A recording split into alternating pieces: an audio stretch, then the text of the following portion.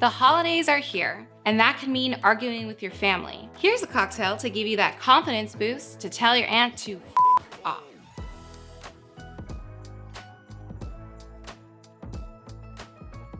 Welcome back to a holiday special edition of CraftTender.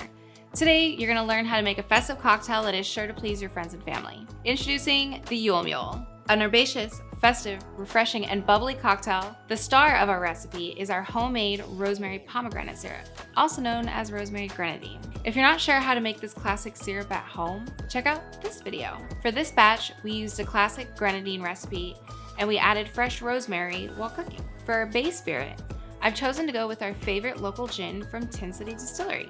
This is a citrus-forward gin with notes of lime, lemon, grapefruit, and orange, which complements the holiday flavors perfectly. The best part about this cocktail is that you can substitute in your favorite spirit based on you or your guest preferences. That includes tequila, rum, whiskey, and of course, vodka. This might seem like a lot of ingredients, but with less than 10 minutes of prep, you'll be good to go. Hold on, you crafty elves, because this cocktail will be mixed before you know it. First, we're gonna do 2 ounces of gin or your favorite spirit into your short tin.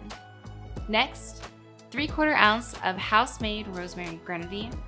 Now, a 1/2 ounce of fresh ginger juice, a 1/2 ounce of fresh lime juice, and 2 dashes of Angostura bitters. Ice that baby up and do a short shake for about 10 seconds or until the tins are chilly. Dump everything into your mule mug. Fill the rest of the mug with ice and top it off with either ginger beer or ginger ale. Ginger ale is much sweeter, and I prefer the dryness of ginger beer, so we're using ginger beer today.